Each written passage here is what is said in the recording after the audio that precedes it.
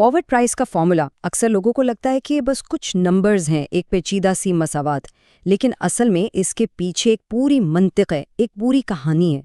आज हम इसी कहानी को समझेंगे कि ये फार्मूला आखिर बनता कैसे है। जरा सोचिए, अगर आपको आज एक डील करनी हो किसी ऐसी चीज के लिए जो आपको महीनों या सालों बाद मिलेगी, तो उसकी फेयर यानी मुनसिफाना कीमत क्या होगी? आप कैसे तय करेंगे? यही वो बुनियादी सवाल है जिसका जवाब हमें फॉरवर्ड प्राइस का फॉर्मूला देता है। तो इस मुअम्मे को हल करने के लिए हम कुछ कदम उठाएंगे।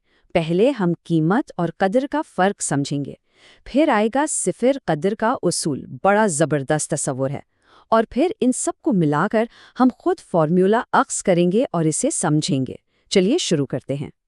प्राइस और वैल्यू। फाइनेंस में ये दो लफ्ज़ अक्सर लोग एक ही समझ लेते हैं, लेकिन जब बात आती है फॉरवर्ड कॉन्ट्रैक्ट्स की तो इन दोनों में ज़मीन आसमान का फ़र्क है। ये दो बिल्कुल अलग कहानियां हैं। चलिए देखते हैं। इसको ऐसे समझें, फॉरवर्ड प्राइस जिसे हम बड़े एफ से लिखते हैं, वो पत्थर पे लकीर है। एक दफ़ा कॉन्ट्रैक्ट पे लिख दी तो बस लिख दी, वो नहीं बदलेगी, चाहे मार्केट ऊपर जाए या नीचे। लेकिन फॉरवर्ड वैल्यू यानी छोटा एफ, वो उस कॉन्ट्रैक्ट की अपनी मालियत है, और ये मार्केट के साथ साथ बिल्कुल एक कश्ती की तरह ऊपर नीचे होती रहती है।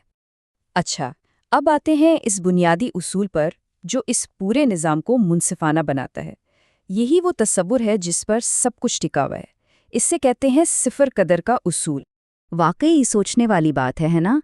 अगर कोई कॉन्ट्रैक्ट साइन करते वक्त ही एक पार्टी फ़ायदे में हो और दूसरी नुकसान में, तो वो डील मुनसिफाना कैसे हुई? नहीं हो सकती। इसका मतलब है बिल्कुल शुरुआत में, स्टार्ट लाइन पर, दोनों पार्टीज़ को बराबर होना चाहिए। एक तवाज़ुन ज़रूरी है। और इसी तवाज़ुन का नाम है सिफर। जी हाँ, बिल्कुल सिफर।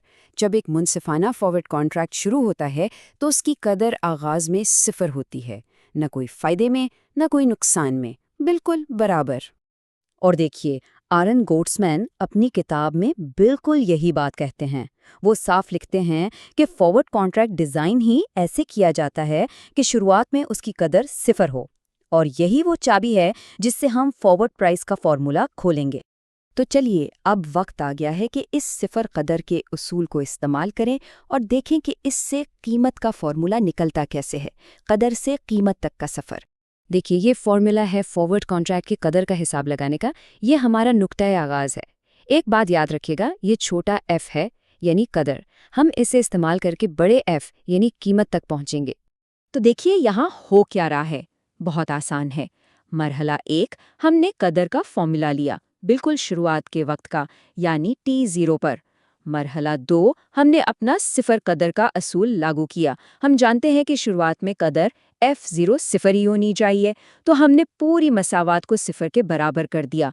और बस मरहला 3, थोड़ी सी अलजबरा, थोड़ा सा इधर उधर किया और हमने F को अकेला कर लिया। बस इतना सा काम।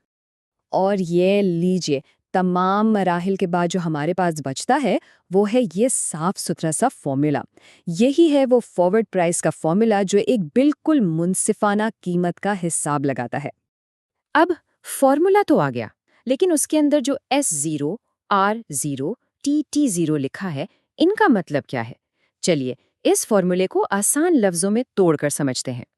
तो देखिए, F तो वो कीमत है जो हम ढूंढ रहे हैं।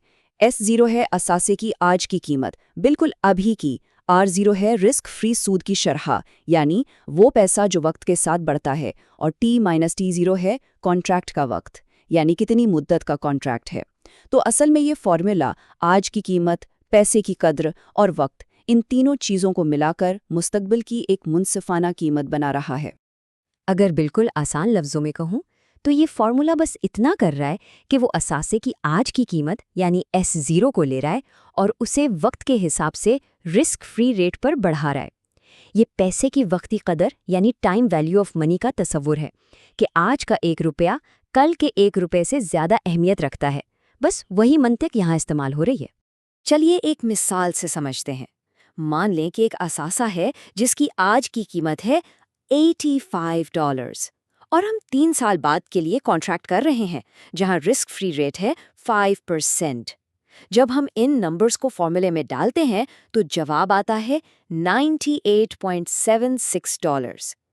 یہی وہ واحد منصفانہ قیمت ہے۔ اس سے 1 پیسہ کم یا 1 پیسہ زیادہ ڈیل غیر منصفانہ ہو جائے گی۔ اور یہ بات سمجھنا بہت ضروری ہے، یہ فارمولا کوئی مستقبل کی پیشین گوئی نہیں کر رہا، یہ کوئی نجومی نہیں ہے جو بتا رہا ہے کہ 30 سال بعد قیمت کیا ہوگی، نہیں، یہ صرف آج کے معلوم حقائق، آج کی قیمت، آج کی سود کی شرح اور وقت، ان کی بنیاد پر ایک ایسی قیمت کا حساب لگا رہا ہے جو کانٹریکٹ کے آغاز میں دونوں پارٹیوں کے لیے بالکل برابر ہو، بالکل منصفانہ ہو۔ تو اس سے ایک بڑا دلچسپ سوال پیدا ہوتا ہے، اگر قیمت شروعات میں ہی طے ہو جاتی ہے اور بدلتی نہیں، تو پھر وہ قدر جو ہم نے شروع میں ڈسکس کی تھی وہ وقت کے ساتھ اوپر نیچے کیوں ہوتی ہے؟